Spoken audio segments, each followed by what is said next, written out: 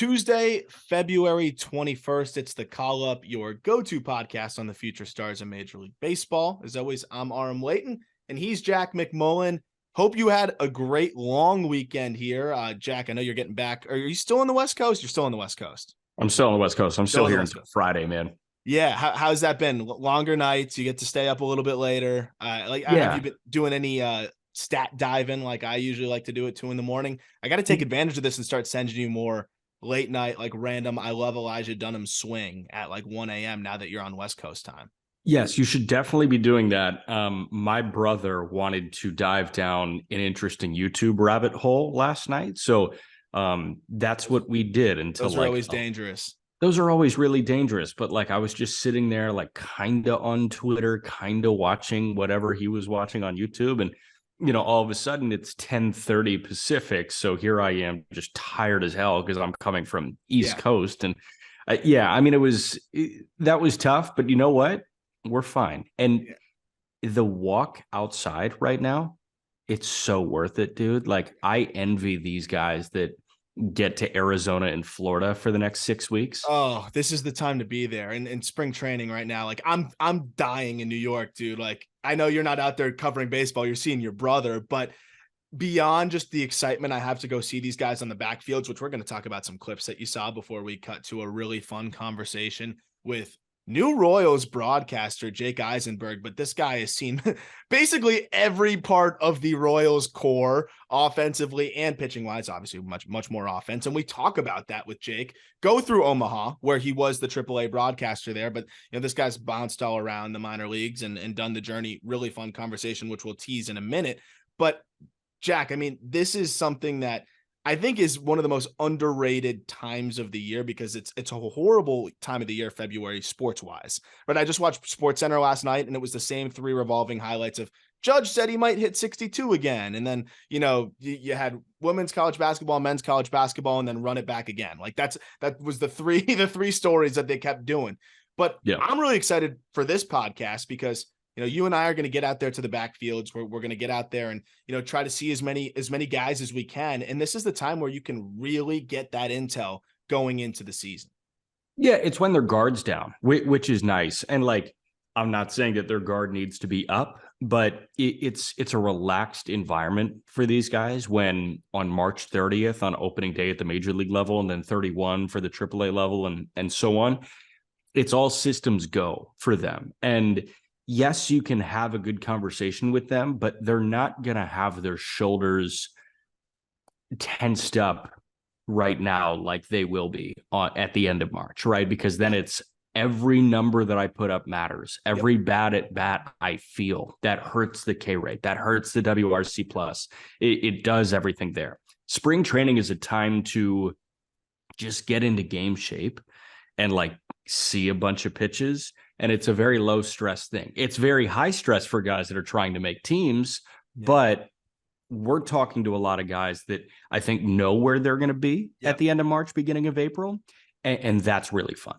And I can't wait for that. And just checking in with some guys right now in Florida and in Arizona that feel like they're getting off to a good start. And we're seeing a little bit of the simulated ABs. We get videos of what we get from, whatever reporters are out there. And again, I'm going to be pumping out some video out there. I had maybe my highlight of last year. I just dug up and put back up on my Twitter recently was Yuri Perez in March of last year. Just dicing dudes up. And that was like my firsthand account there watching his stuff. I said, all right, this guy's going to be a top 3 pitching prospect in baseball by the end of the year. And sure enough, he was. But there was another side of it where it was like, I'm watching Paul McIntosh, and you might not know who he is if you're a listener that doesn't follow the Marlin system closely. Alex Ferrer does. Yeah. Oh, I know Alex Ferrer loves Paul McIntosh. But Paul McIntosh was an undrafted guy, 2020 shortened draft. But I'm watching him battle against Max Meyer and like spoil unbelievable sliders and turn around a 95-mile-an-hour fastball.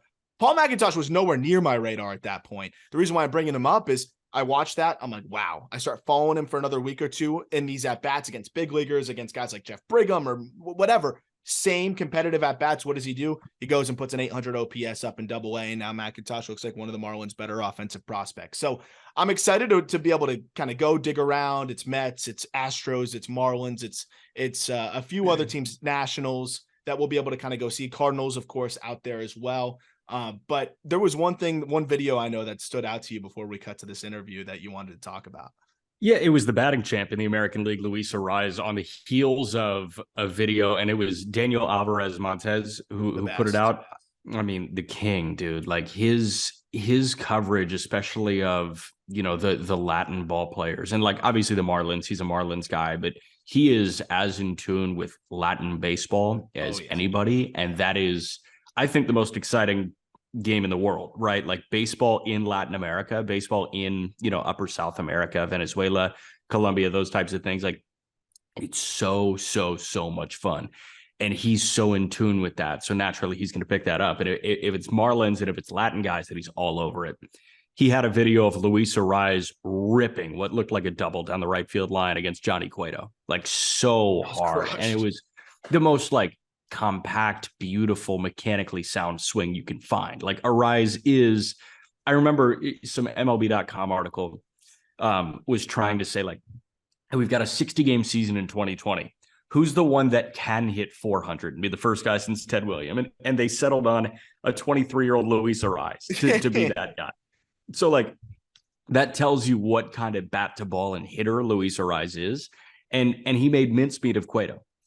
Then he sees Yuri Perez, and it was fastball that Arraez was on his heels and just got a piece and fouled it back. Then it was slider that he was like lunging at that he fouled back again. And then I think it was another fastball that Arraez lunged at and just popped up to third. Like I sent that to you and a couple other guys, and I said, this is just a crazy sequence. And you, understandably so, played a little devil's advocate and were like, yes, but like these live at bats, they skew so much in favor of the arms, because the arms, like, you don't have to see live hitting. Like No. A bullpen is a bullpen, regardless of if a hitter's in or not. With hitters, like this is their first time seeing live pitching probably, or like, you know, you can count on one hand the amount of times that they've seen live pitching before this. But I then played devil's advocate to your devil's advocate, and I said, regardless, making that guy look that uncomfortable is such a feat. 100%. And I think it's a little taste of just how special and unique he is, right? Because I mean, you had the preceding swing where he cranks one off of Johnny Cueto. So shows you that he was at least some level of dialed in.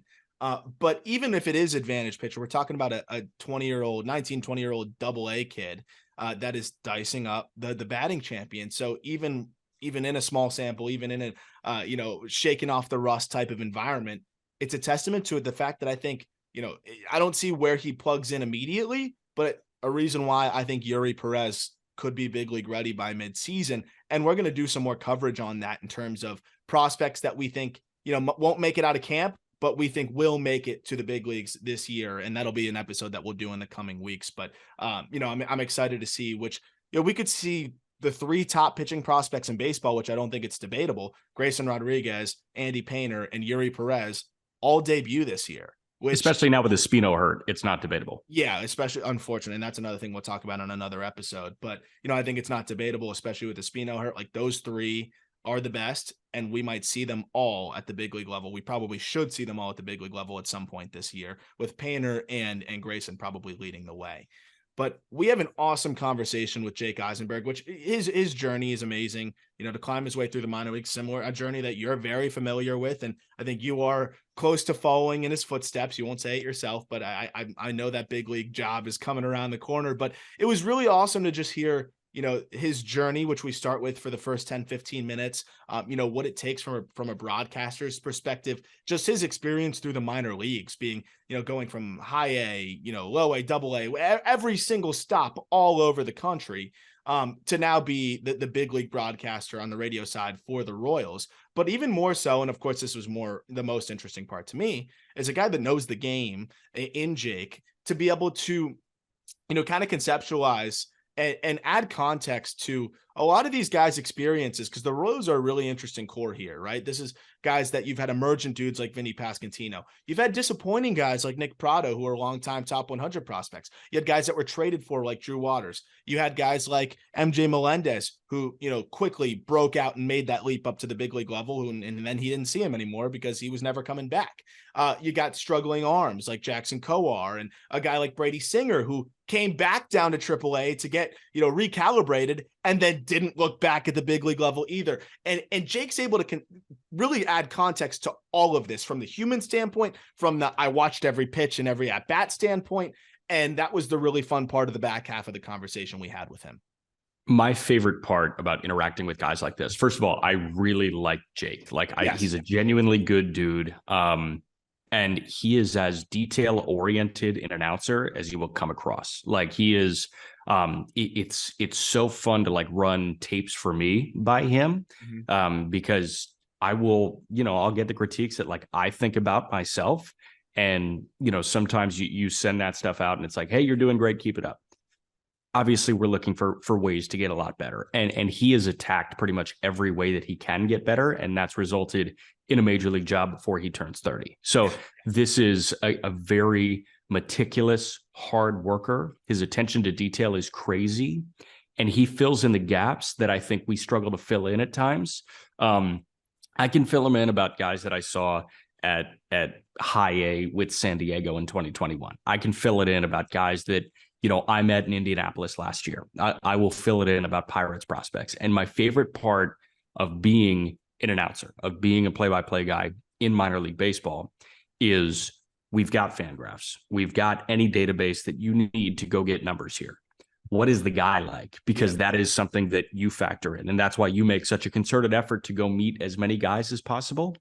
I think that he does a really good job of giving us the makeup rundown of a Bobby Witt, of an MJ Melendez, of a Vinny, of a Nick Prado, and a Brady Singer, and a Jackson Kowar. Drew Waters after the trade, a cool conversation we had there, because he saw a 300-point bump in his OPS after the deal. Like, how did that happen? And, again, it's more than just, he switched teams and hit better, switched organizations and hit better. It was like, there were details that Jake was able to provide to us that kind of helped Drew, in that change of scenery, and helped light a fire under him. So, I really enjoyed that. I think that's something that listeners will enjoy, especially Royals fans. And without further delay, let's kick to the interview with Jake Eisenberg of the Royals. All right, we got Jake Eisenberg, one of the newest voices, the newest voice of the Kansas City Royals, one of the newest voices in Major League Baseball on a full-time basis right now. Your rookie eligibility is already gone, right? Because you spent how many games with the Mets last year on their radio team? Yeah, so it was a little over 40 games filling in for the Mets. So I think I don't think I'm eligible for any Rookie of the Year broadcaster stuff, but that's okay. That's okay. So yeah, you're in your first year as the radio voice, or one of the radio voices of the Kansas City Royals. Previously spent time with the Chatham Anglers and the Cape, the Brooklyn Cyclones, the Winston-Salem Dash, Richmond, right? The Richmond Flying Squirrels, San Francisco's AA. Omaha for 2 years, and then he got the bump to AAA to Major League Baseball.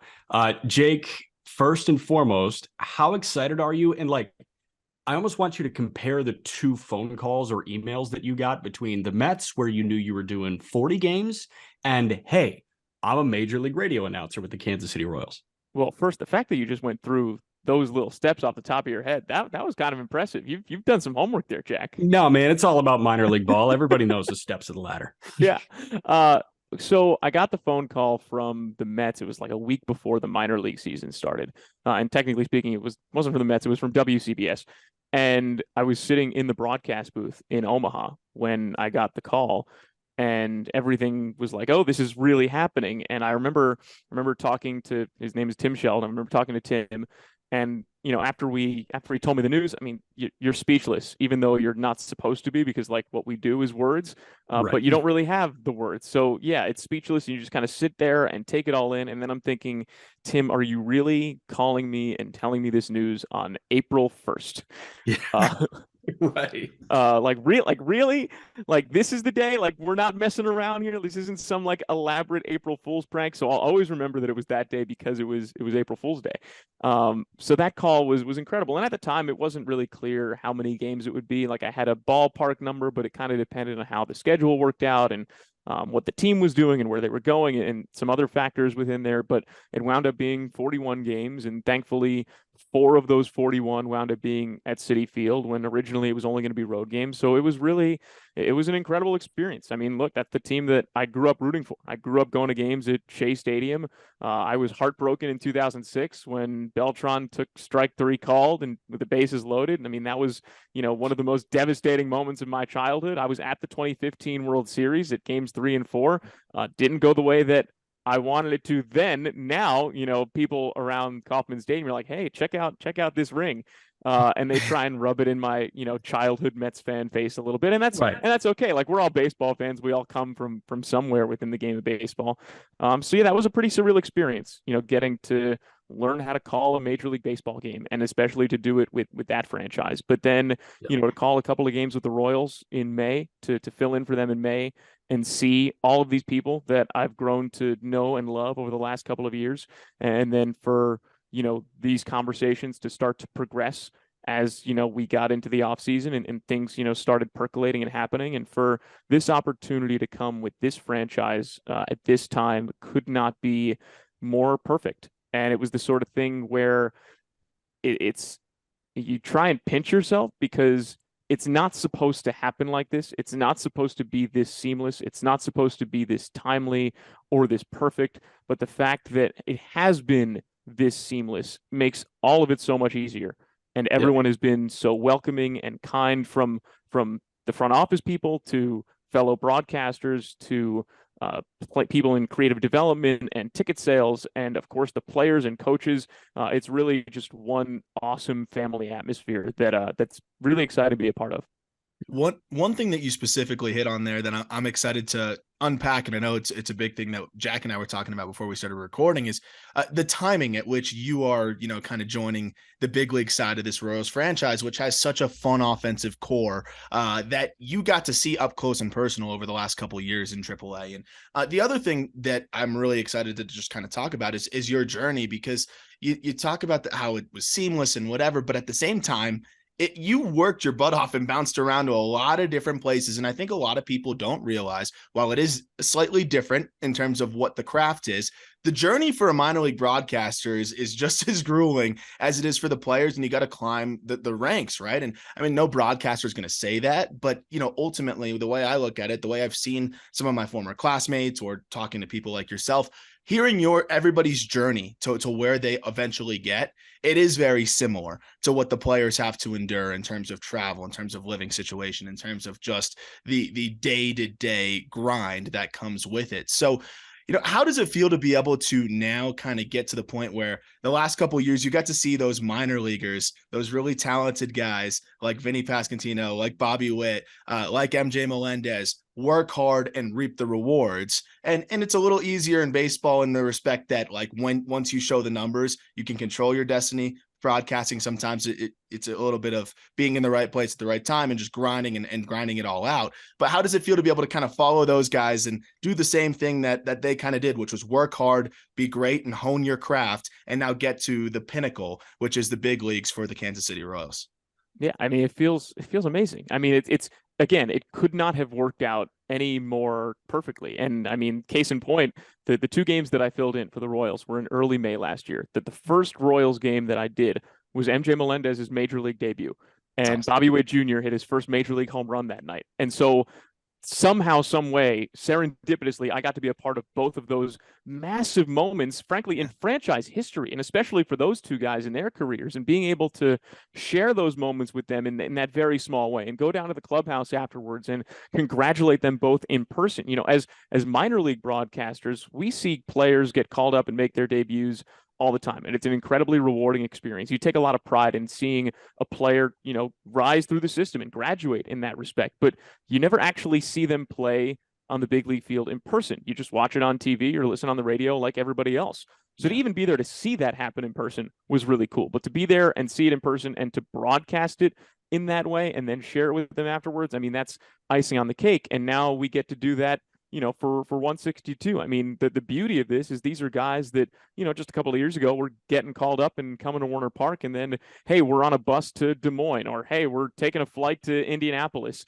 We're staying at this hotel in St. Paul, and we did that all together. We have those shared experiences, and now we can have similar shared experiences at the big league level and kind of all figure it out in some ways together. I mean, for all of us, with the exception of Bobby, this is all of our first full major league seasons. And don't get me wrong, I mean, these guys have been there more consistently and a lot longer than I have, but this is still the first time that we're all going to go from start to finish at the major league level. So the fact that we can do that together and share those experiences together, I think, is a really unique thing that frankly just doesn't exist in baseball really ever, but does exist here. Now, as far as the journey's concerned, I mean, yeah, there's so much timing involved. There's so much luck. A lot of it, can come down to networking at times, and you build your network, and you have certain people that you lean on and trust and ask for advice along the way, and people that you reach out to and give you advice on your tapes and things like that, and maybe point you in a certain direction.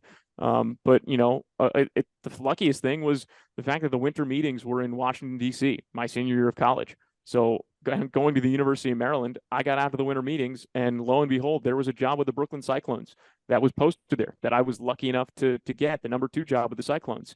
And then, you kind of build some contacts, and you throw, you cast a wide net coming into 2018. And lo and behold, there's a number 2 position open with the Winston-Salem Dash that I've heard amazing things about. I've heard amazing things about Brian Bush, who was the previous number 1 there, and great things about Joe Weil, who wound up hiring me. He was the number 1 there. And, then you're in the Carolina League with all these amazing people, some of whom are still some of my very closest friends. Scott Kornberg, who's now the lead broadcaster in Jacksonville, was in the Carolina League that year. Zach awesome. Bigley, who is his number 2 broadcaster in Myrtle Beach, is now the lead broadcaster in Frisco. Zach and I were roommates for an offseason. One of my best friends, and Dom Catronio was in down east that season. He's now doing a bunch of stuff with the Brewers and WMTJ and up there in Milwaukee. So, you start to meet all these people. And from there, it's another number 2 job with the Richmond Flying Squirrels, which was just an incredibly rewarding experience, learning from Trey Wilson, who's genuinely one of the best in this industry at what he does. So learning things from him left and right, on and off the air, and then taking that and finding an opportunity with Omaha that, kind of just sort of happened in the way that some things sort of happened, and getting incredibly lucky. I mean, I got a phone call out of the blue after, sending a couple of emails to the people in Omaha. I was in a parking garage in Charlotte and got a phone call out of the blue from them. Basically, it was an interview, it was a conversation, and then it led to a job offer, kind of, again, out of the blue. And so here we are in Omaha, and then obviously, 2020 rolls around and there's no minor league season, so we kind of figure out what we're doing there. We launch a podcast with the Storm Chasers to keep things happening in the baseball world, and then we get here in 2021, and it's a great 2022 whirlwind with the stuff between the Storm Chasers and the Mets, and the fact that both entities were flexible with the situations to let me bounce around back and forth. That was kind of wild with all the travel and stuff. But yeah, I mean, as far as the journey goes, it's just about getting a little bit better each day, and also being proactive in listening back to the stuff that you've done and critiquing it, and leaning on the people that can help make you better, listening to them, reaching out to them, and just trying to be a good person every step of the way too. I mean, I think so much of this is just about being the best person you can be to the people that are around you, because you're around them every single day. And so it kind of all folds into this one giant mesh of you. And I've been lucky enough to learn under a lot of people that have helped me and taught me, and lucky enough to progress to a next step where I've learned even more and gotten, just that little bit better. And lucky enough that at this highest level, there are people that believe in me and trust me to do this job at the highest level that I possibly can. A couple of things that I want to hit on there, because obviously, Jake and I are walking very similar paths, and, Jake walked it several years before me, and obviously he's reached the level that, I hope to get to at some point soon. But like the good person point that Jake just made is really important, because some of the best advice that I've ever gotten was my freshman year of college. I was like back home, and I was at Georgetown DePaul, and I ran into a Syracuse alum that was calling the game, and the main thing that I took away from that was, and Jake, we do curse on this podcast occasionally, so I'm gonna curse. He said a lot of people can do this at a really high level. Are you a dick or are you not a dick? Yeah. And I decided that I was going to try my hardest not to be a dick. And sometimes, I may be whatever, but I'm never going to be that person, intentionally. And like, that was something that I took away from that, because you want to be in a positive work environment at all times. And the other thing that jumps out, you were in Charlotte when you got that call about Omaha. Yeah. In the minor league broadcasting world, most of the time you have no idea what you're doing until like 2 months out. Like no clue. It's like, okay, I hope to be calling games. We'll see where that's at. Yeah. The cycle's weird. Yeah, the cycle's really weird. And usually you have a safety net. But like, I didn't find out I was going to be in Indianapolis last year until like March 1. And even then, like, I didn't know, what I was doing, like what the structure of the pregame show was until I rolled into the broadcast booth on opening day. Like, you sometimes have no idea. But what's really cool about Jake, and then we'll get right into the players that he's kind of come up with. By the way, you say you're going through it all together. You are doing a lot less physical exertion than they are. Might I point that out? Yeah, but like, I still have to be in the best shape of my life next week. Yeah, exactly. Getting the call from AAA to the bigs in the same organization, obviously that's what happens for players. That's very rare for broadcasters, right? Usually you bounce around organization to organization. Making the move from triple to the bigs, that had to be so, I don't know, almost comfortable for you. Like, obviously these are uncharted waters. This is going to be an uncomfortable situation, which is what we strive for. We want uncomfortable situations because it's, the biggest audience that we've ever talked to, those types of things. But you have to feel comfortable knowing that these are the guys that you saw on that sleeper bus and you stayed at the Fairfield Inn with. And now all of a sudden you're at the Four Seasons with him. Yeah, I mean, so I'll say a couple of things on that. For starters, yeah, it's a great point that this is not, the broadcaster path through minor league baseball is not linear. I mean, I worked for the Cyclones, that's the Mets organization, the Winston-Salem Dash, that's the White Sox, Richmond Flying Squirrels, that was the Giants affiliate, and the Omaha Storm Chasers, that's a Royals affiliate. That's 4 different major league affiliations over the course of my minor league tenure. So it's not a linear path. Like, you're not going from, single A, high A, double A, what have you. It doesn't work like that. It just so happens that within those jumps, I kind of, did that in a linear way, but that's not always the case. And truth be told, not every AAA team or AA team is created equal. There are some high A franchises that function at an incredibly high level and provide an amazing opportunity. And so it's become a little bit more about context than it has about sheer level, where I think it used to be a little bit more cut and dry of, AAA broadcasters are the best in minor league baseball and single A broadcasters are just getting started. That's not how it works anymore. There's an incredible amount of talent at every single level, and that kind of dovetails back to what we were talking about like being just like a good dude or trying your best to be a good dude, because there are people that are incredibly talented that frankly could call Major League Baseball yesterday, and for whatever reason haven't necessarily gotten that chance. And there are some people that understand that and can be bitter about that, and that bleeds into how they carry themselves throughout the day. Or just in general, there are people that, sometimes are not super pleasant to be around. And I think you just want to be a person that people enjoy being around, whether it's talking to players or talking to front office people or talking to fans or what have you. I mean, ultimately, we are entertainers, and nobody wants to be entertained by somebody that they find distasteful in any way, right? So yeah, I mean, it sounds like such a simple thing, just be a good person, but through the grind of a long minor league season or multiple minor league seasons or a long major league season, yeah, everyone's got bad days. And at least for me, like when I'm having a bad day, because bad days do happen, I really just try and keep the perspective of like, whoa, I'm at a ballpark, calling a baseball game, sharing it with you, and the fact that we get to do this here and now is incredibly lucky and fortunate. And on the really, really bad days, I keep that perspective. And I also have ice cream in a helmet cup. And it transports me back to when I was a kid at Shea Stadium, getting ice cream in a helmet cup in like the 6th or 7th inning. And that's, one of the links to my childhood baseball fandom. And it just reignites that spark instantaneously. Like, whoa, this is the thing that we're doing. And there's nowhere else that I'd rather be right now. So yeah, all of those things, they dovetail together, and it's kind of hard to separate them. It can't be just oh, this person's really good at calling baseball. If it were, that'd be fine too. It's not. We're human beings. There's a lot more to human beings than just the things that we're capable of doing professionally. There's a massive totality of who we are that goes into the things that we do. So transitioning to some of the players that you saw, over the last couple of years, and specifically last year, because you just mentioned kind of finding that spark again, and that kind of led me right to Brady Singer, right? Because you get to see this guy who's first round pick, long at University of Florida was expected to be, maybe the 1-1, at least a top 10 pick. And then, slid to, what was it, 19 or 18, 19 for the Royals there, but, showed flashes and then didn't get off to a great start last year. He goes down to AAA and throws how many innings was it? 11, 12 and something. Yeah, it was three starts. 3 starts out there. Something clicks for him. And after what was 3 innings, 4 earned runs in his first big league start of that season, and then only going 2/3 of an inning, 12 days later, and then 2 innings the next start after that, he goes to AAA, comes back up, and was just lights out. What really clicked for him, and what did you kind of see from his performance when he did stop by in Omaha?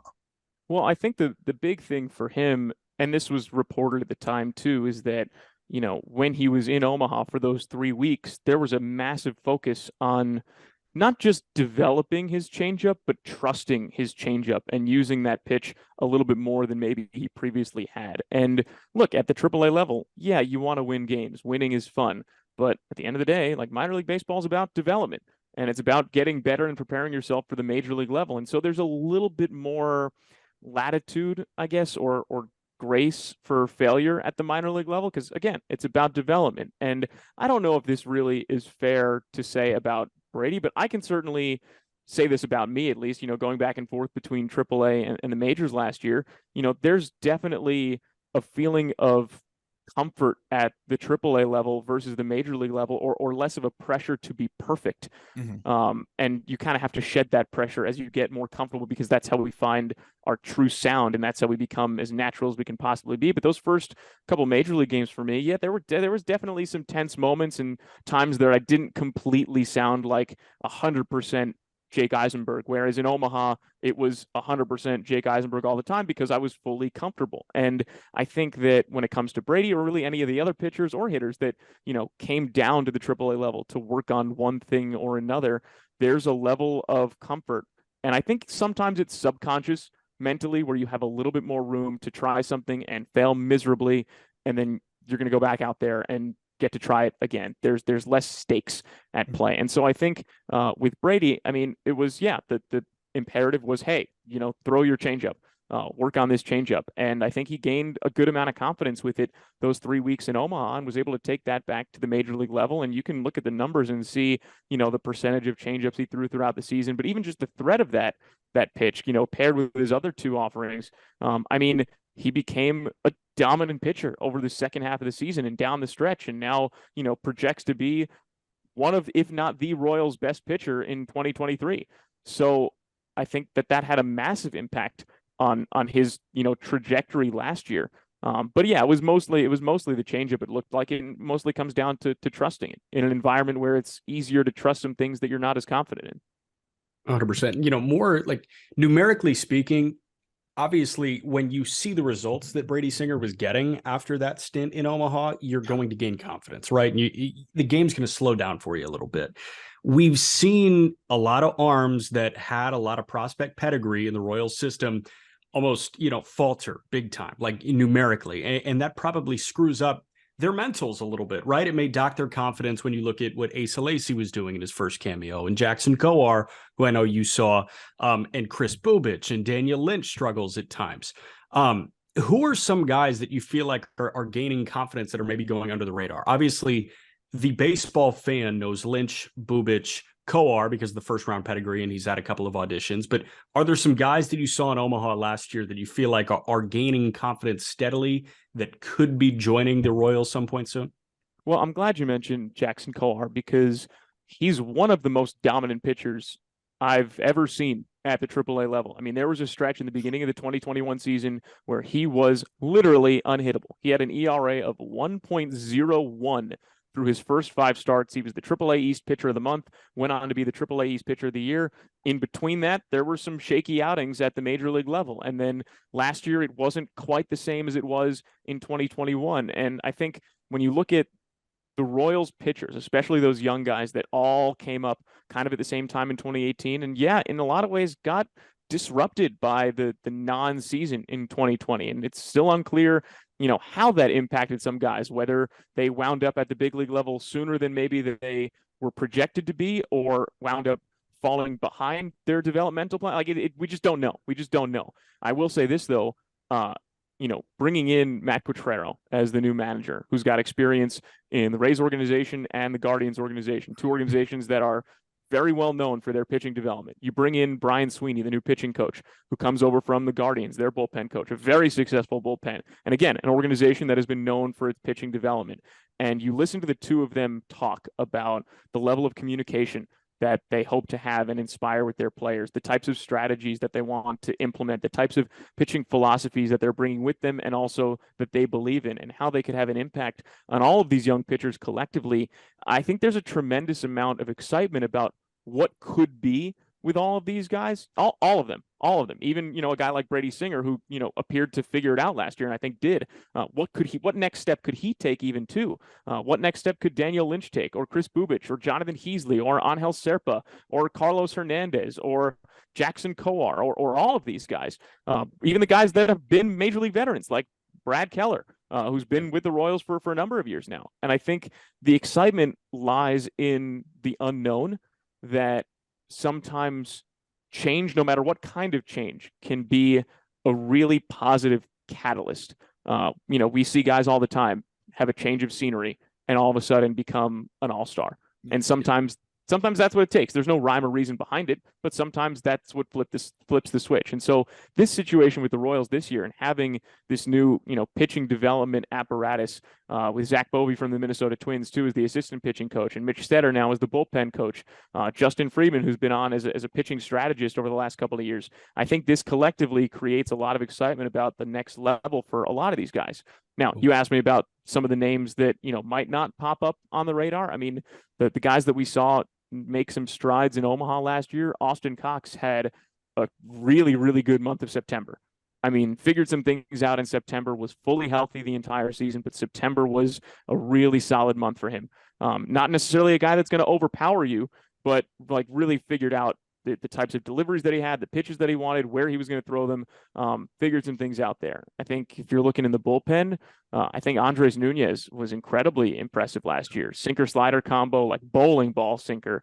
At one point had a scoreless streak of like 27 innings or something like that out of the bullpen. So he's a guy who's a non-roster invite that could certainly challenge for a role in the bullpen as we move forward into spring training. I think there's a lot of arms that have flown under the radar because you have that top of the line list of Singer, Lynch, Kowar, Bubich, Heasley, the guys that have reached the major league level. But there's a Jonathan Bolin who's coming off Tommy John surgery, who's still very highly regarded. There's Angel Serpa, who kind of sort of came out of nowhere and has been fearless in throwing strikes and really backing guys up. There's Carlos Hernandez, who can throw, in the high 90s, who wasn't necessarily as highly regarded, but then burst on the scene, jumping from high A to the big leagues in 2020. So there are all these kinds of players that can make these significant jumps. And I'm just excited to see how everyone hits the ground running in spring training and how everything coalesces with this new pitching development core.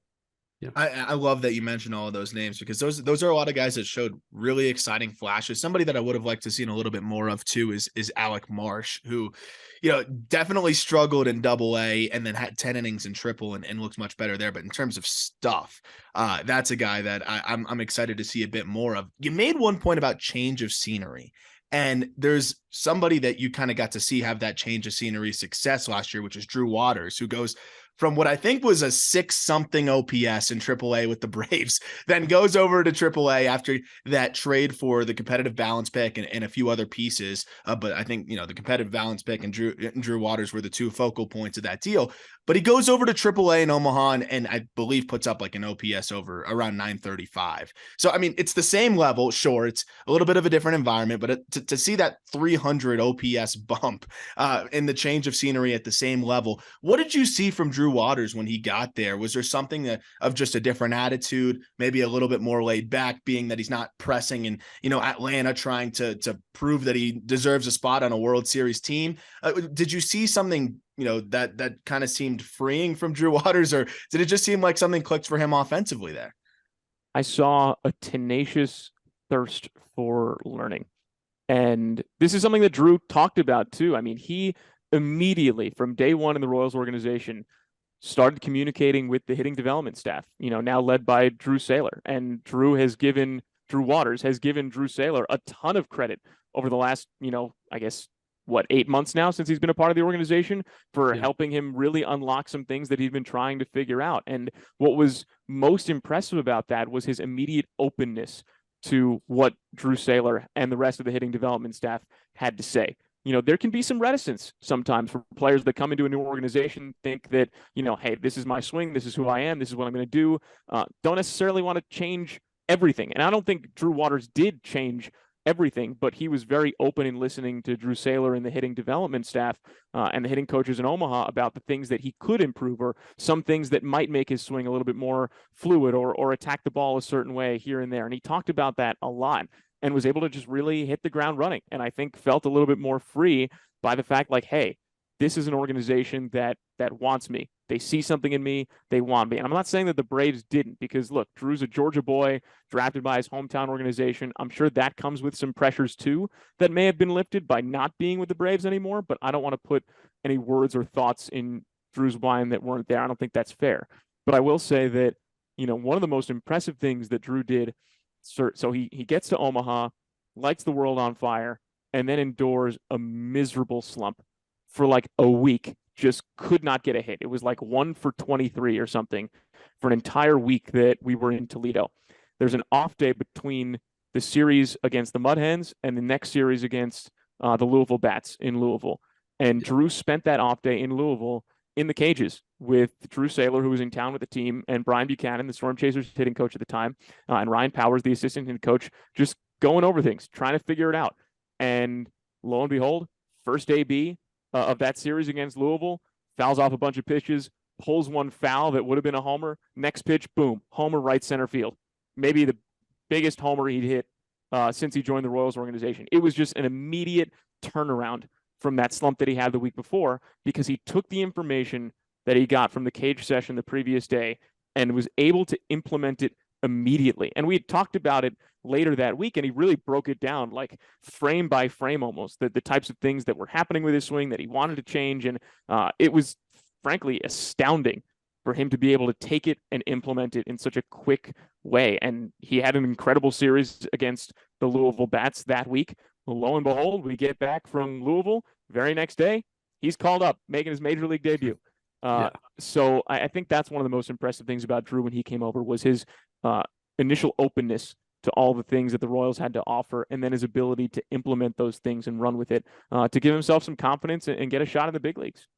Best part of this job and being with the team is that you get to know these guys. So instead of WRC plus and instead of ground ball rate, obviously we're going to use these things, but you get to know makeup too. And you get to see body language every day, because obviously body language over the course of 9 innings from 7 to 10 p.m. is going to be a little different than body language at 2 p.m. What was Drew's body language like? What were your interactions with him like when he first got there? So interestingly enough, when he first got there, I was not there. Oh, I was filling in on some Mets games, and the team was in Rochester. So I was not with them when Drew arrived, and then it was the All-Star break. So I didn't actually meet Drew until they came back to Omaha post All-Star break. But it seemed like he'd fit right in immediately. And it helped that, these guys have kind of known each other a little bit throughout their minor league careers. I mean, Drew was in Rome when a lot of these guys were playing in Lexington back in the Sally League in 2018, 2017. So a lot of them have played against each other or are familiar with them. I mean, the manager, Scott Thorman, remembered playing against Drew Waters. Thor was the manager in Lexington when he played against Drew, and remembers this guy was really, really good back then. So they have some familiarity with each other, but it seemed like he blended right in immediately and just kind of got to work in the cages and got to work in the clubhouse and carried himself with a good amount of energy. And yeah, maybe a little chip from getting traded, because how could you not? Especially from your hometown organization. Like maybe there's a little chip there, but not a chip in a negative way. Kind of one of those motivational chips.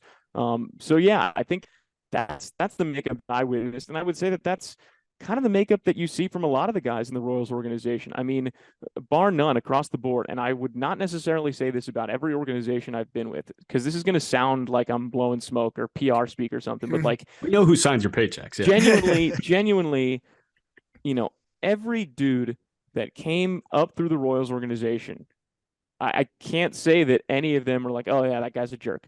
Like I can't think of one. I can't think of one guy that didn't give me or somebody else the time of day, or blew something off, or just was like, hey, you know what? I don't want to deal with this or that. I'm just going to go play baseball. Like there's nobody that's like that. There are some certainly that go above and beyond that. Like, a guy like Brewer Hicklin comes to mind, like A+ dude will go out of his way to do anything for anyone. Nick Prado comes to mind, someone who's incredibly thoughtful when it comes to answering questions, or very considerate of other people's time, and understanding the different machinations of minor league baseball. Right. There are certainly dudes that stand out, but like the baseline is just like really good dude that's incredibly considerate, fun to be around. And yeah, I guess, it kind of goes back to what we were talking about like just being a good person to the best of your ability. Like, isn't it funny how that's true in pretty much every environment that you're in? So it makes it really easy to get to know these guys, for one, because they don't shut themselves off necessarily when they see me walking up to say hello. But it also makes it really easy to root for these guys. Like I think you look across baseball, and yeah, there are teams that have an incredible amount of talent, and there are players that are really, really fun to watch. And I don't know anything about them personally. I do know some things personally about the guys that are going to be playing for the Royals. And I can tell you that this may be one of the easiest teams to root for in baseball, not just because of the youth, but because of the youth and goodness of all of these people, not just players. And I think it makes it just a really exciting 2023 that's to come. So, it kind of brings to mind Bobby Witt Jr., right? Because you have somebody that, if there's a candidate to be maybe not the kindest, or not give everybody the time of day, it's going to be the son of a big leaguer taken second overall out of high school, that is considered to be the future of his franchise and the top prospect in baseball and whatever. By all accounts, Bobby Witt Jr., and I'm sure you'll fill in on this, is a phenomenal guy and a pro's pro. I want to start on the baseball side, and then I know you're going to fill in on the character side as well. But just what was it like to, I can imagine, I always text Jack when Andy Rodriguez, who's not nearly on the prospect hype caliber, but, some of these exciting prospects were getting up to AAA, and I'm like, man, I'm so pumped for you. Like, that's got to be a nice little injection of life during the marathon of the season. Bobby Witt Jr. gets there in 2021, right around the dog days, right? I mean, it's the middle of the season, maybe 61, 62 games in. And I can't imagine how fun that must have been when he first gets there. But, what was your impression of him? Of course, on the field, he's a guy that had a 933 OPS and essentially went 30-30. It was 33 home runs, 29 stolen bases. And it really was 34 home runs, but they took that one away from him, which I want. And it really was 30 stolen bases. We'll get to that in a second. Ooh, okay. So he was real double snubbed there. Mm-hmm. I want a little bit of the story on that. But first, what was it like to kind of see this kid show up and make baseball look so easy, despite being several years younger than the competition? And then two, what was your impressions of the way he carried himself on the field? Because that was a big thing that scouts talked about from day one, is you're not going to regret taking this kid out of high school, because he's going to carry himself like a kid that played 4 years of college baseball, maybe more. So Bobby and Nick Prado got called up from AA on the same day, and they both showed up to Werner Park on a Monday off day. And I remember going to the ballpark that day to, help them come in. We had like a Zoom press conference sort of thing with them. And then they walked onto the field for the first time. We walked down, there's a little ramp in left field. We walked down the ramp onto the field. And I remember taking a picture of them on the field together for the first time, like, hey, you're in Omaha, welcome.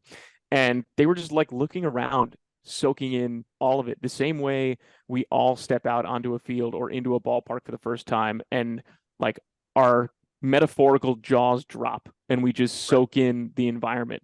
I remember, one of the kind of more amazing moments from my big league experience last year was the first time I walked up the steps and saw Wrigley.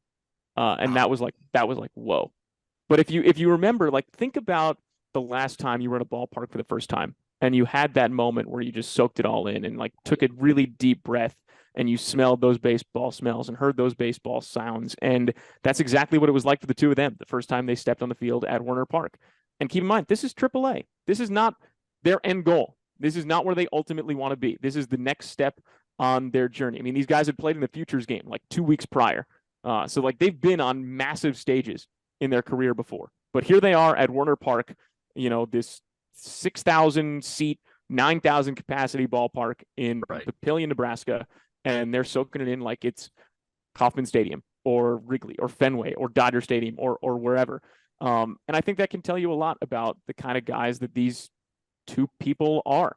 I mean, I've already told you, Nick is one of the most thoughtful players I've come across in the way that he answers questions and goes about what he does. Bobby is one of the happiest people I've been around. I remember talking to everybody before that season started, and we had an idea that Bobby might make his way to AAA that year. And so it's trying to get a sense of like, okay, what can we expect? And I remember something that Alex Zumwalt, who's now the hitting coach for the Royals, at the time he was leading the hitting development side at the minor league level. We had him on one of our podcasts, and I asked him about Bobby, and I remember him telling me that Bobby was the kind of player that he hoped his kids would be. And to me, that's like the ultimate sort of praise. And I asked him why, and he said, Bobby comes to the ballpark every day with a smile on his face, and he plays this game with an endless amount of joy that is not necessarily present for every single player, and certainly not ones that are of that caliber or have that much hype or that much pressure even, especially at that age. Like, it can be easy to shut down or to just play and then go home and kind of like collapse in an exhaustion of keeping up with the pressures of being Bobby Witt Jr. But it never appears as though he's carrying it that way because he plays with such an amount of boundless, endless joy. And then, he goes out and does these superhuman, insane things that make your jaw literally drop. I remember his second AAA game in the span of, I think it was within the first 3 innings, but it was a span of like 45 minutes. He hits a grounder to the right side and legs it out for an infield single. Like the kind of ball that has no business being a hit. Like, this is routine grounder to second base, but because he's ridiculously fast, it's an infield hit. Next inning, he's playing defense at shortstop, ranges up the middle, makes this diving play in the shallow left center grass that like your eyes bulge out of your skull because he dives to his left, gets the ball, stands up, fires a dart, out. Like, no business being an out, but it's an out. So we've got infield single, we've got diving play at shortstop. Next time he comes up to the bat, ho-hum, dude hits an inside the park homer at Werner Park for his first AAA home run. Smashes one off the wall in left center field. And of course, like every inside the park home run, like you get a couple of bounces here and there, but like this is true inside the park home run, like not like little league homer type BS. The center fielder, went after it and missed it and the ball kind of bounced away. That gave Bobby an opening. But like, I remember sitting there in the booth and watching the ball come off the padding in center field and then like picking up where Bobby was. And the dude was already like 3 steps away from third base. Yeah. I mean, it was insane. It was insane. I remember going back and watching the clip and I was like, look, I think sometimes I can speak pretty quickly or I can speak pretty fast when I need to be. I could not keep up with how fast Bobby was running. I was saying on the air that he was rounding third when he was halfway to home plate. Yeah, it makes you like an auctioneer. You're like an auctioneer at that point. Because he was that fast. And so, I mean, it was things like that with him night after night after night. And frankly, it was things like that with Nick Pratto night after night after night. He went on a tear. I think he hit homers in 4 straight games twice. MJ Melendez came up a few weeks later, and then the 3 of them were together, just like setting the world on fire in the most fun way. It was the first time that the three of them played together at the AA level, and it was insane. And then the 3 of them came up to the AAA level and played together, and it was insane. But at the AAA level in 2021, it was the 3 of them. Kyle Isbell was there. The 4 of them are pretty close. It was the first time the 4 of them had ever played together at a professional level. Edward Olivares was a big part of that 2021 Storm Chasers team. And now, I mean, those 5 guys are all a big part of the 2023 Royals positional core. And so, I mean, the Bobby Witt Jr. experience in 2021 was something I'll never forget. And now I'll tell you why Bobby Witt Jr. had 30 stolen bases in 2021. So he's got 29, and it's the last week of the season. This is the AAA final stretch that they deemed some of those postseason games. And we're in Des Moines, and Bobby gets on first, and he steals second. And this is it. He steals second. That is his 30th stolen base. It happens. He's just gone 30, 30, 30 for like the third time this millennium. It's like him, Luis Robert, and Grant Desmey, who did it in the Oakland A's organization in 2009. That's a wild story. Look that one up. Yeah. But it's like the first time in forever. It's like, this is an insane moment. And then this is like the second or third inning. And then it starts pouring and pouring and pouring. And the game gets delayed. And then the game gets suspended. And so we're sitting there like, okay, Bobby did it, but like, it's not official yet. And because it's the last week of the season and there's only like 3 games left, that's it. Game gets canceled. They're not going to make it up. And so all the numbers from that game, poof, they disappear into the ether. They don't exist anymore. And so Bobby, who wound up the next couple of days going to Kansas City to accept his George Brett Hitter of the Year award that he earned within the organization, missed a couple of games, came back for the season finale, and wound up, unfortunately, not getting on base and not having a chance to pick up an official 30th steal. But look, I was there. I can share the video. He was a 30-30 guy. Yeah. Share the video clip with you.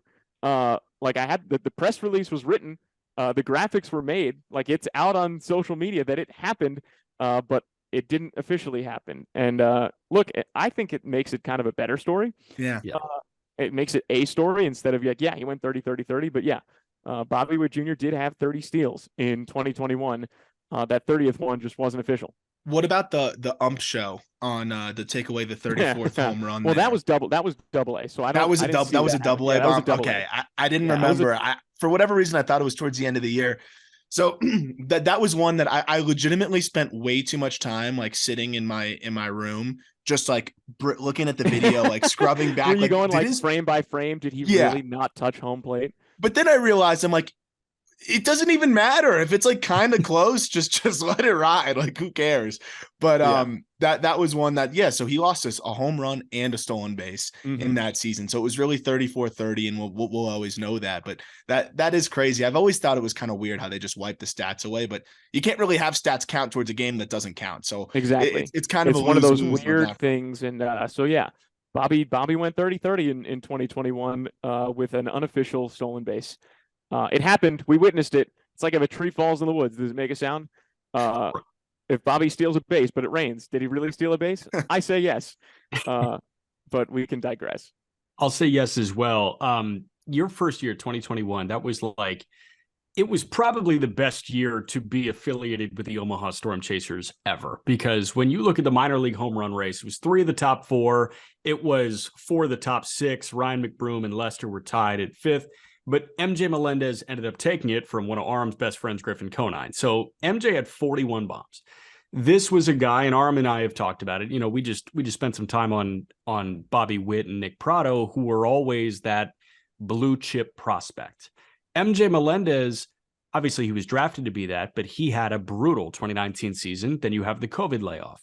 This guy coming out, hitting 41 homers, and obviously we saw him in the first couple of weeks of the AAA season in 2022. Then he gets up for good in 22, and he looks like he's going to be a real factor for the Kansas City Royals moving forward. But getting to know MJ, watching that power display as brilliant as it was, what did you learn about MJ Melendez, the power bat, during that season and the front part of 2022? I learned that it can look like he didn't get all of it, and it can look like he didn't hit a home run, and it just goes, because he's got this swing where, like, yeah, if he pulls it, like, okay, this one's going. But he's also got this swing where he does get, like, it looks like he's out in front, and then all of a sudden it's an opposite field home run, because he's like leaning forward a little bit, or his hands are just a little bit behind his body. And I don't know if that's like even the technical way to describe what's happening, but it doesn't, like, it looks like he's about to hit a pop-up to third base. And then all of a sudden it's like a 420-foot home run over the left field fence. So I learned pretty quickly that, like, off the bat, take an extra second to see like what's really happening. before it just because it like he's got a pretty looking swing, but some of those swings that send that ball the opposite way, like it. Okay, this is going to be a weird comp, so bear with me. But like, if you were looking at just like a video of his swing from the side and you didn't see like where the ball went or anything like that, some of those swings almost look like what Ichiro used to do, where he would like leak out of the box a little bit and kind of like like it does kind of look like that sometimes, except MJ's hitting an opposite field homer 450 feet. So you learn that pretty quickly. I mean, the dude's got swag, dude's got style. Like talk about flashing the leather. Like he's literally flashing the leather. Like he designs like a custom glove every year. I think 2021 it was like teal on the inside. Like it looked really, really fresh, and I'm excited to see what he's whipped up for 2023. But he carries himself with that kind of swagger and confidence too. Like, you know, that's what he brings to the plate with him. And I mean, it was just fun. It was just fun to watch. And it was fun to keep an eye on what Griffin Conant was doing too, especially knowing that they were like pretty close and good friends, and their dads were coaching together at FIU at the time. So that was a really fun home run race to chronicle and be a part of. And it was just like rocket after rocket. And MJ did get the benefit of having, you know, 2 extra weeks of games than Griffin did. Now, MJ had surpassed Griffin before that point anyway, so it wouldn't necessarily have mattered. But yeah, without those 2 weeks, MJ doesn't get to 41. But look, like it was still 100. It was a 129 game season. It was the shortest minor league baseball season in a very, very, very long time, maybe ever. So he hit 41 home runs in.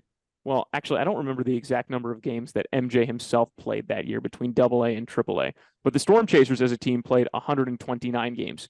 So, and that was only maybe a few more than what he would have played if it was an entire AA season. Point is, he hit home runs at a ridiculous rate. And he did it as a catcher. Like, I mean, he was, I think, the first catcher since 1995 to hit more than 40 home runs in a full minor league season.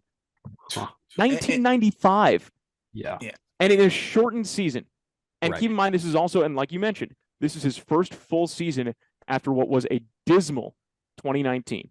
And it's worth, you know, talking about Nick Prado there too, because they both really, really struggled at Wilmington in 2019. And look, I've been to that ballpark, Frawley Stadium. It's not really a hitter's park, not a fun place for hitters, kind of a graveyard. You've got I-95 in the background, and the lights make it all challenging a little bit, and the wind is crazy. Not the best hitter's park. That being said, like it was still really bad for them. And I think the two of them, maybe more than anyone else in the organization, benefited from that alternate site setup in 2020 to be able to really break everything down, build it back up again without worrying about official results or statistics or anything, because the two of them just hit the ground running in 2021 and were both among the top 5 in minor league baseball in home runs. MJ had 41. Nick had 32? I think it was ultimately. So I mean, they were like, you know, minor league bash brothers. Bobby had 33. You know, it was really a fun. I mean, the Storm Chasers that year tied the franchise record for home runs in a single season. They tied the franchise record for home runs in a single season in 129 games. Yeah. A record that had previously been set in 1999 in a 144 game season. Yeah. 231 home runs in 129 games. I mean, at certain points throughout the season, this was a team that was averaging 2 homers a game and wound up averaging a little over a homer and a half a game or something like that. It was nuts. It was nuts. And it wasn't like these are all bandbox home runs. I mean, Warner Park's a hitter's park. CHS Field in St. Paul is a hitter's park. But look, you go to Victory Field, that's not a hitter's park. Nope. Lido, that's not a hitter's park. So yeah, it was a lot of fun to watch and be a part of. As far as MJ goes, I mean, he had that spark. I mean, there was one game I remember in Des Moines where MJ was a double shy of hitting for the cycle. And he came up to the plate, it's last AB, and he hits this missile to dead center. I mean, like line drive missile. And the fence in Des Moines is a taller fence. I forget exactly how high it is, but it's like 16, 17 feet. Like you can't jump and scale it, sort of thing. Right. And like, look, if this ball hits the top of the wall, like MJ's got a double and it's a cycle. Well, sure enough, ball flies right over the top of the fence. It's his second homer of the game. He finishes a double shy of the cycle.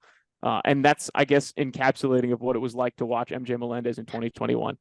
It was like, yeah, he could hit for the cycle, or he could just hit 2 home runs in a game. Like, and so yeah, I'm excited to see him, really take that next step this year too.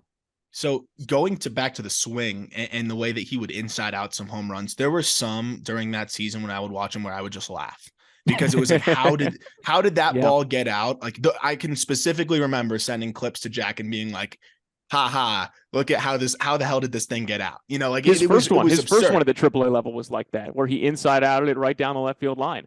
And it didn't look like it was going to go, and then boom, it goes. Just pure athleticism and torque. Because you talk about the way that even when he's out front, he still has enough behind it to drive it. And I can't imagine how that acclimation process was for you the first couple calls, because you're probably like, no way this thing is getting out. And then, as you said, you had to kind of learn.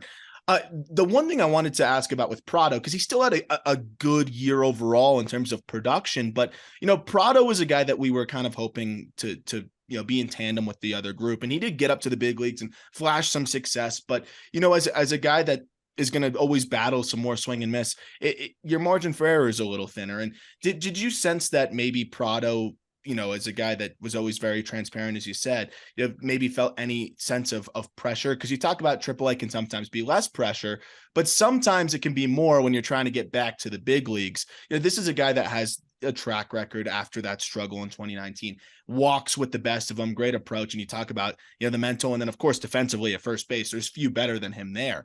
What did you see from Prado maybe when he was struggling at times, and what do you think he needs to do to get back in terms of what you've seen because you've seen him on both ends of the spectrum? I feel like, where do you feel like he's at now, trying to get back to contributing at the big league level and joining that group that he was a part of and had a lot of success with and played a big part of the AAA success with in Omaha to get back to the big leagues? Well, to start, he is the best defensive first baseman I've ever seen at the minor league level. Full stop. Mm-hmm. He is the best defensive first baseman I've ever seen at the minor league level. I mean, he won the minor league Gold Glove in 2021, and people may not realize it, but it's probably harder to win a minor league Gold Glove than it is to win a major league Gold Glove. The player pool is a lot bigger because the player pool is way, way bigger. Way bigger. And guess what? We don't really have like a bunch of advanced metrics at minor league level. Yeah, that no one's putting that together at the minor league level. So a lot of it is eye test and fielding percentage, and you can roll your eyes at all that stuff. But like, best defensive first baseman I've ever seen at the minor league level. Offensively, incredible approach. I keep using the word thoughtful with Nick Prado because I think that's one of the best words that describes not only the kind of person he is, but also the kind of hitter he is. He's an incredibly cerebral hitter, knows his zones, knows the pitches he's going to do damage on. And I think sometimes when it's not going as strongly for him, I think there's a little bit more hesitation than there sometimes is. And you'll see like the strikeouts that he has aren't because he chased a changeup low and away and like chased a bad pitch. It's because he took a pitch that was really, really close that he sees as a ball, and knowing his eye probably is a ball, that got called as a strike. And so instead of being a walk, because it was like a 3-2 pitch or something like that, it winds up as a strikeout. But I think I remember talking to him about this, or talking to somebody about this, that even though the strikeout numbers last year were a little bit up, like the percentage of quality at bats that he was having was in line with what happened in 2021. Okay. There were kind of just some calls and balls and strikes that weren't going his way the same as they did the year before. In truth, and this is completely my opinion. I think that early on, I think that the adjusting to the pitch clock had a little bit to do with it. Yeah. I think, we forget sometimes that, look, it's called a pitch clock, but it's a clock for the hitters too. And they've got to be, quote, alert to the pitcher in the box last year at the AAA level with 9 seconds left on that clock, which really only gave him like 5 seconds to be ready. It was really quick. Jack, you saw it in Indy. I mean, no runners on base. It's really quick for that batter to be ready in the box, pitch after pitch after pitch. And when you're used to going through so many different variables about what pitch is going to be thrown and where it's going to be thrown and what you're going to do with it, and you all of a sudden don't have the time to do that you used to, adjusting to that can be hard.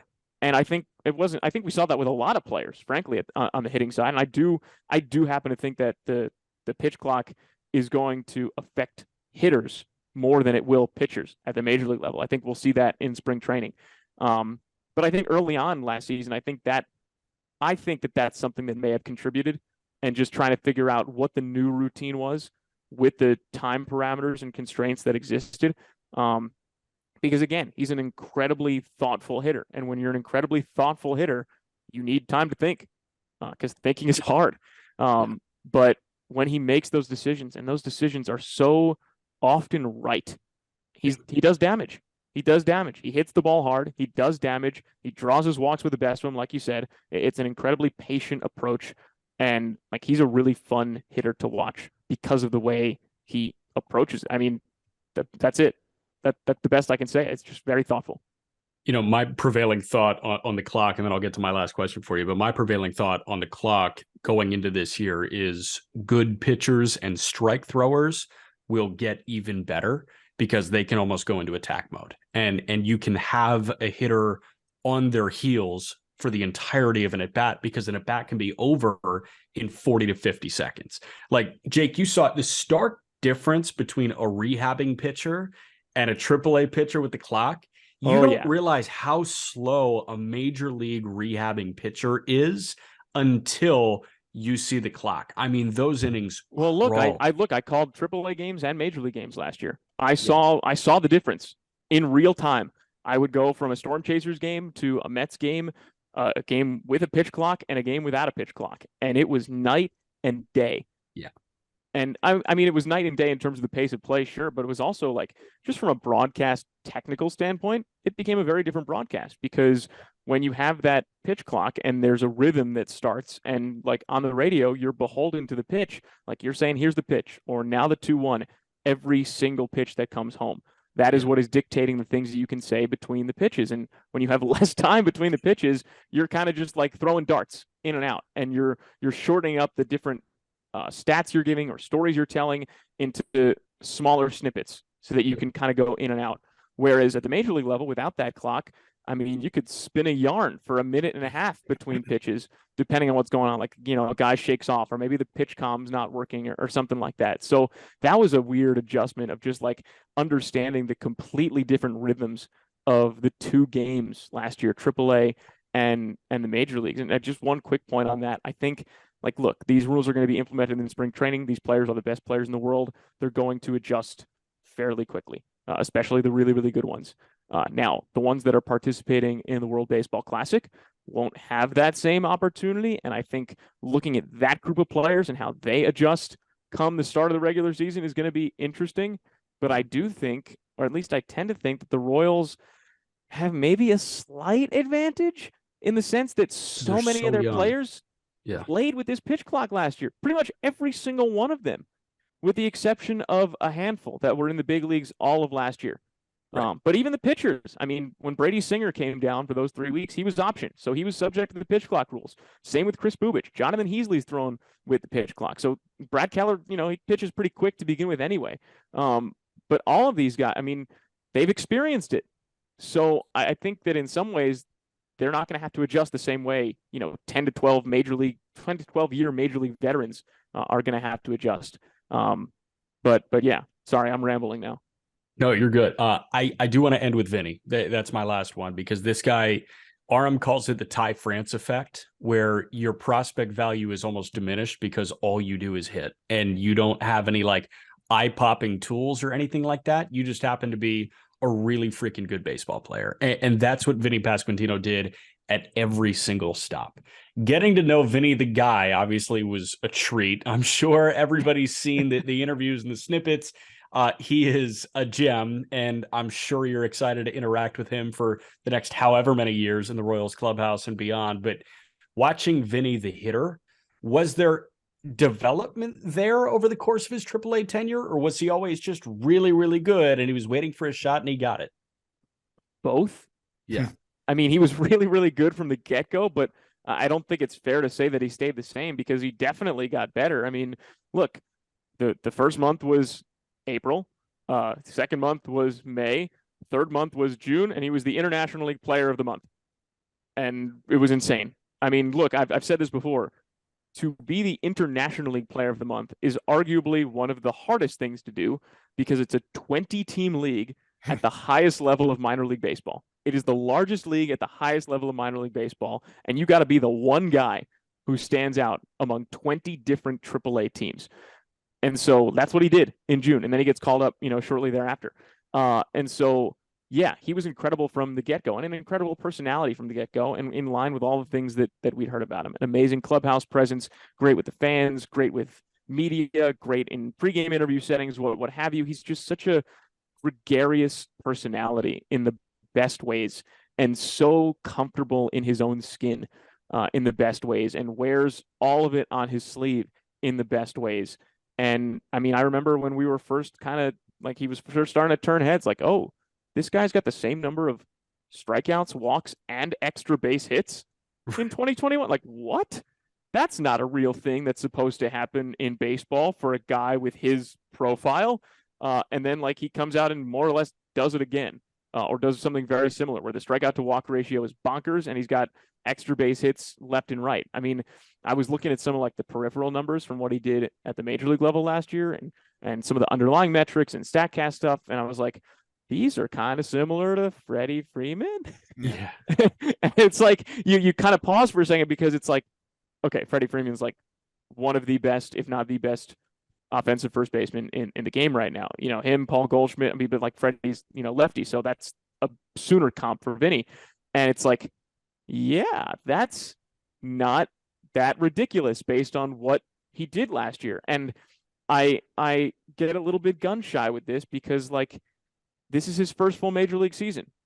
Like, to put that kind of an expectation on a player, I don't think is fair in any way, shape, or form. To say, Vinny, we need you to carry our entire team, I don't think is fair in any way, shape, or form. I don't think Vinny would agree with that, because he's the kind of guy who accepts those sorts of roles and challenges. But like, the dude's got some thump. Yeah, like, I was like, he might just do it anyways, though. Like, he might just do it. Might do it anyway, but I don't think it's fair to expect. I don't think it's fair to expect that. But here's where it is. Here's where it comes down to. I don't think it's fair to expect that to happen, but I'm also not going to be surprised if it does. Exactly. Yeah. And I think that kind of encapsulates his potential and demeanor. And I mean, I read a quote yesterday where Annie Rogers, who covers the Royals for MLB.com, put together her first piece in spring training and was talking about Matt Quatraro being at major league camp for the first time as a manager. And there's a quote in there of Vinny going up to Q and basically saying something along the lines of like, how does it feel to survey your kingdom for the first time? And like, if you've been around Vinny at all, like, exactly how he said those words. Like, there's a little bit of sarcasm in there. There's a little bit of needling, but like but there's also like a little bit of like genuine like feeling in there. Like, at the same time that he's, hypothetically poking fun at Q for being like the king of this kingdom for the first time, he's also very much understanding like, this is a big deal. Mm-hmm. Like, this is his first time as a major league manager, and that must be really special for him. And so he simultaneously like breaks down those walls and makes everybody comfortable the instant you start talking to him. And then he goes and hits a tank. Like, right. So yeah, he's an incredibly fun player, and I'm so excited to get the chance to be around him this season, and the rest of these guys too. It's gonna be a blast. It's gonna be a blast. That's all I got. That's sweet, all I got. Jake Eisenberg, the newest radio voice of the Kansas City Royals. Can't wait to listen. Yeah. And can't wait to watch this young group of exciting guys go to work with you as the soundtrack to them. Thanks for having me, guys. This was a blast. Talk soon.